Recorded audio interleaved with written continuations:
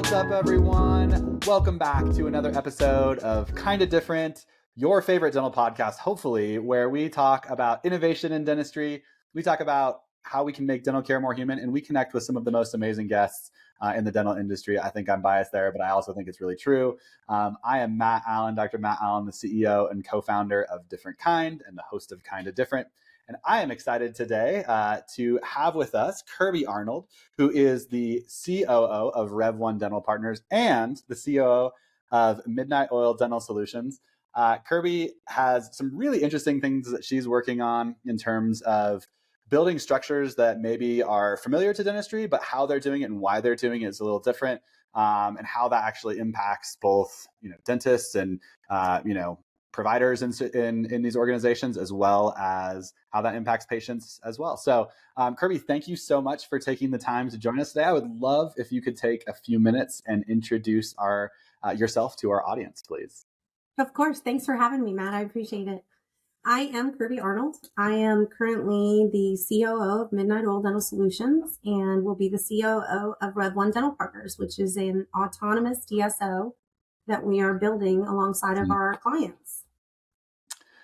And I mean, I think I have a good sense of, hey, here's why this is different based on conversations with shared friends and whatnot. But tell us a little bit more about, in this world that we're in, we continue to see more and more DSOs and whatnot. Why are you building Rev One? And why would you say, as we kind of move into the topic of innovation, why do you think this model that you have is innovative?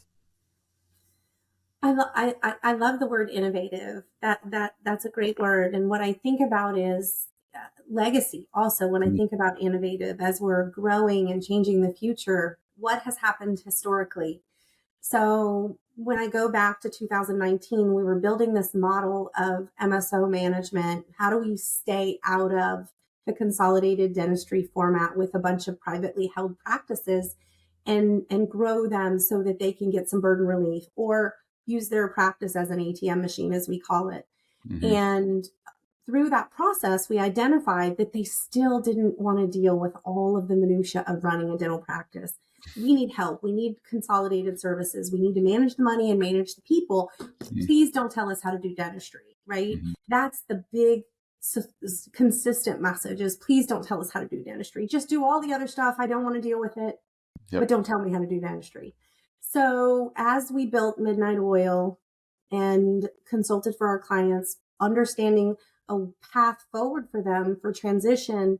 So, we've done our research, but in developing these relationships and listening to our clients, we were able to develop some platform metrics that were required to where what we're building with Rev One made sense for everyone financially. What is their financial performance? What's the demographic? What's the operational efficiency? The normal things that everyone looks at. But we also look at the culture of the practice. Whereas what you're bringing into the organization, if the culture is not what we need, or the ability to manage change and be agile with the practice and kind of have that bridge from us to them is never going to be put in place. Like, why? Why? Right? Yeah. Okay, it's not going to work. And so we've had the opportunity to work with these doctors for a couple of years and identify that the partnership is strong. They want the same pieces, vision for the future that we're providing for them. So they're bringing their team along, they're bringing their practice along, and they're coming along on the journey. I love that. We are it's a doctor-owned DSO as well. So they are the majority owners. They're rolling over a percentage of their equity into the fund, which means they're the primary owners. We'll have a board that is based on the folks who have rolled their practice into Rev One, and their voice will be continued to be heard. It's not going to be lost in this process, if you will. That's awesome. Well, I love a lot of things here, right, that you're talking about. That I think on our podcast, we talk a lot about patient care in general and how do we improve patient experience, right? And we hear words like trust, right? And we hear words like listening and expectation management, super important for shared decision making, a lot of that. And I'm hearing a lot of the same themes, right, which are really just characteristics of good relationships in general. And so to me, it seems like what you're describing here is something that is just as applicable to, hey, here's how we're building our DSO and the leadership and how the doctors integrate with that, to how, a doctor would want to, have a relationship with a patient, right? We want to have good expectation management. We want to have good communication, have, be listened to, right? And all of those things. So I love so much of what you're saying here. And I want to hit back on this culture piece, right? Because I think that's a really important piece, in kind of the current world, right? Because experience can't be separated from each other. We talk a lot about experience, as it relates to patients, but, staff and provider experience in a practice, right, bleeds obviously over to how patients, are treated and what their experience is like, and vice versa.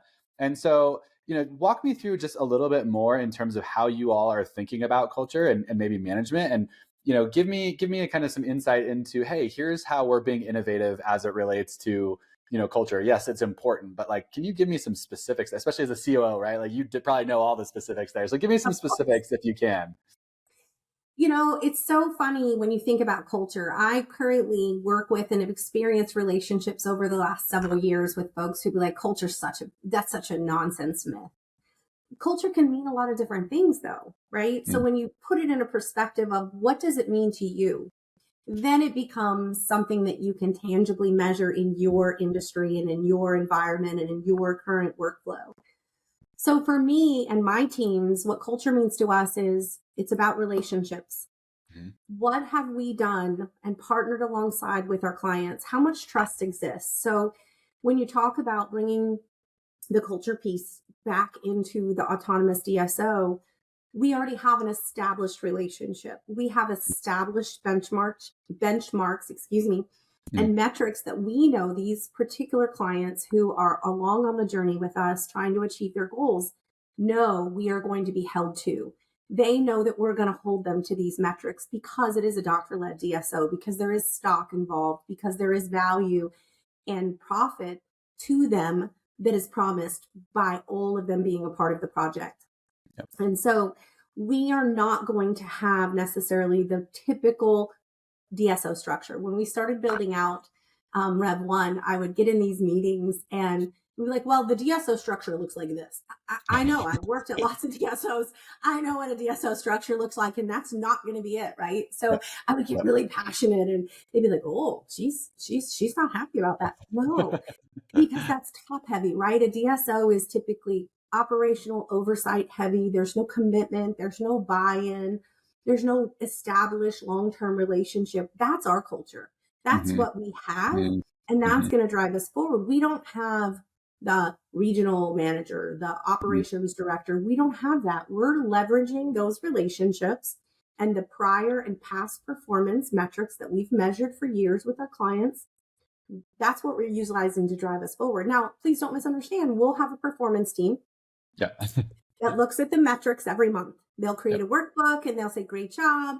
Here's your goal. We're this close or we're not. And at 2 months, like, it's time to, okay, give me your AA chip because we got to pull in the 12-step plan, right? Something needs to change. And that's where the relationship with Midnight Oil comes in, because they've done it successfully. My team at Midnight Oil has done it successfully. They have the operational conversations mapped out. They have those relationships of how to drive that culture and that performance in the practice.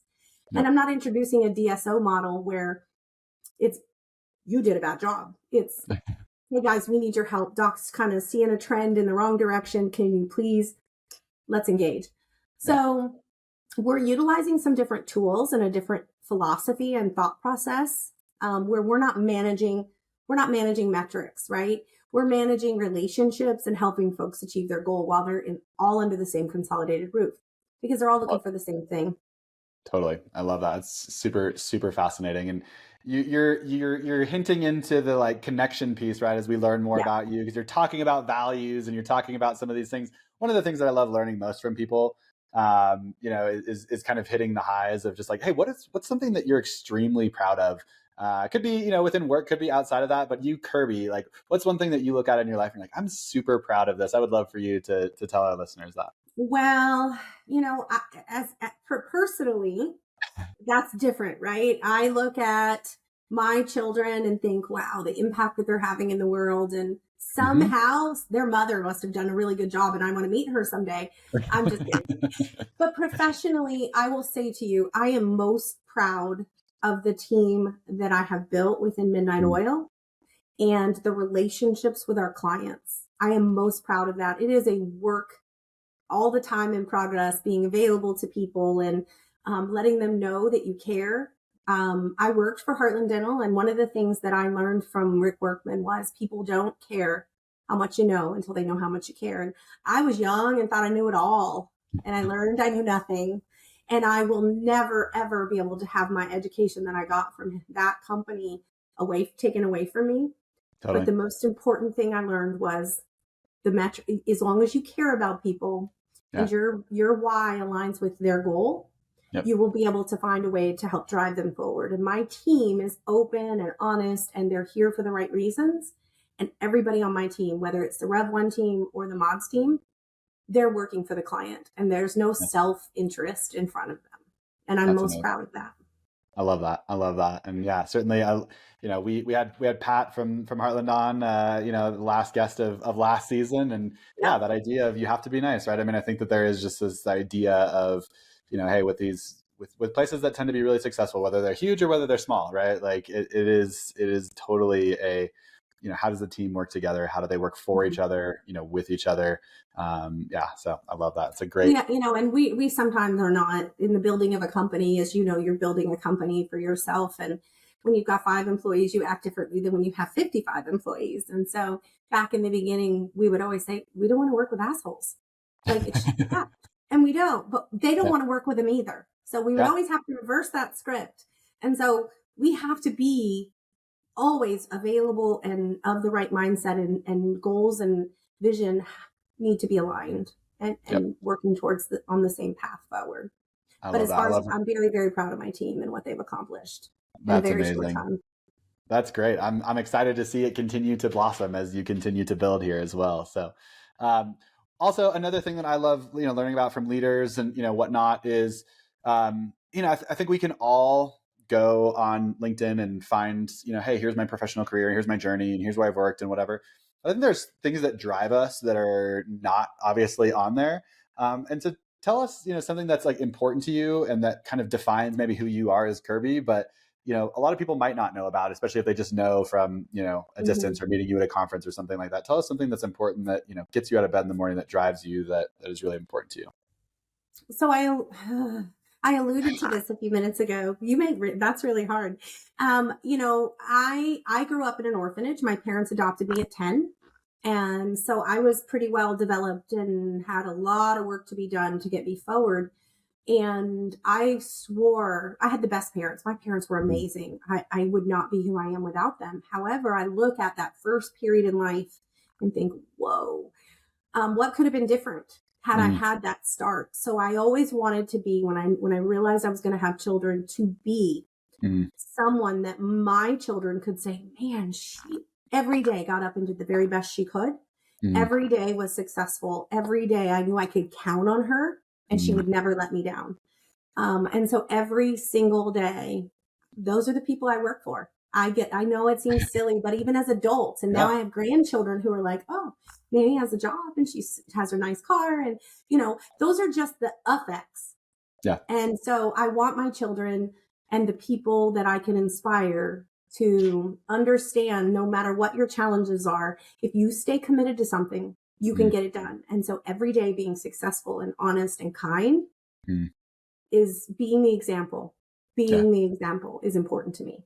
I love that. That's a really beautiful story. And certainly something you're not going to find on LinkedIn. So thank you for sharing and for just letting us know a little bit about you and what drives you. I mean, I think it is important for us.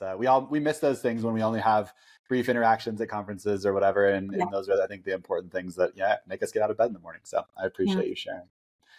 Cool. Well, let's move on to making dental care more human. And I think, your model just here is interesting, right? I think we've talked about how you're making it different, right? In terms of how the model works there. And obviously, our company is called DifferentKind. The podcast is called Kind of Different. And you just mentioned this word kind, right? Like how do you think that your model is really contributing to kindness, in the dental ecosystem in general? Would love love to hear, that. Yeah. What's your perspective there? Wow. So I go back, my mind is going backwards to when my youngest son was in high school and we lived in Nebraska, and they had this motto, hashtag be kind, flew across the state, right? It was adopted and it went like wildfire. And so Yeah. that's where my mind just went. And I think about the adaptation and the history of kindness. And I remember holding my 5-year-old's hands and saying, what are your rules? I will be Mm, kind. mm. I will not kick my friends.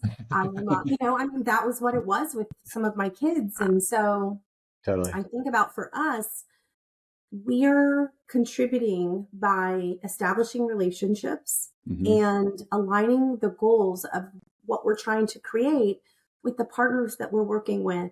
We don't have our vision is not for us, right? While we're facilitating the vision, and don't get me wrong, we're all gainfully employed, nobody's working for free, all of that Yep. jazz, capitalism is a thing. Yep. But in the essence of it, when you think about the traction model, the vision and the path are aligned with our doctors, and they're allowed to perform dentistry at even when they're outside of our DSO or inside of the DSO in any way they so choose fit that promotes the health and well-being of their patients. And we're not going to change that model. And Yeah. so to me, it's inspiring and innovative, and we're going to help them find new ways. And we're going to spend the time researching technology and innovation that help them continue to deliver the care they want. And we're just going to be kind to them and help them do it. Totally. Well, I And think it that, seems so even simple, but it's totally, right? Yeah. I mean, I go back, especially the expectation management piece. I go back to Brene Brown and the whole clear is kind piece, right? There's a lot of clarity, it feels like, for both you and your partners, that I think sometimes might not exist. Mhm. And that obviously creates, doubt, that creates fear, that creates, whatever. And so, that is a very kind way of operating, especially with that kind of transparency up front. So, It's kind to abs- their patients too, because if I think about it and I'm honest, if they were forced into a different model that didn't suit their needs and their culture mm, and all of the other pieces of what motivate and drive them, their happiness would go away, and the yeah, delivery of care within their practice would not remain the same. And that makes me sad to think about that. totally. Um, well, I appreciate you sharing that kind of vision, and the idea of be kind. It's interesting too. I'll have to send you one of these. I don't have one that I can show you right now, but we actually started something called I Am Kind, in terms of, I'm an 8 on the Enneagram, which means my deepest fear is being controlled. So when I hear be kind, I'm like, don't tell me what to do, right? Even though I want to be kind, right? And so we created this idea of I am kind, right? So it's like, hey, who am I? Who am I showing up as in the world? I'm not telling others to be kind. I'm just going to show up as a kind person, and that's going to have a huge impact around me. So I'll have to send you some of the Yes. stickers, and you can put them wherever you want. And yeah, That's the so idea. funny that you say that. We were going into an environment called ClickUp a couple of years ago, and one of my Uh-huh. fabulous team members, I asked her, because she's like the most loving, kind person I've ever met. Like Yeah, I aspire to have that much kindness and love in my heart. yeah. And so I called her because I was most concerned about her, because control Mm, and her free spirit don't necessarily go together. And yep. she was telling me a story, and she said, Boss, don't worry, I got this. Because I remember when I set up my new laptop, they had that Cortana in there. And she was trying to control me, and I managed it, right? And so I understand what you just said more than you could ever know. Perfect. Well, you can give one to her as well. So I'll send you some Yeah. extras. So there you go.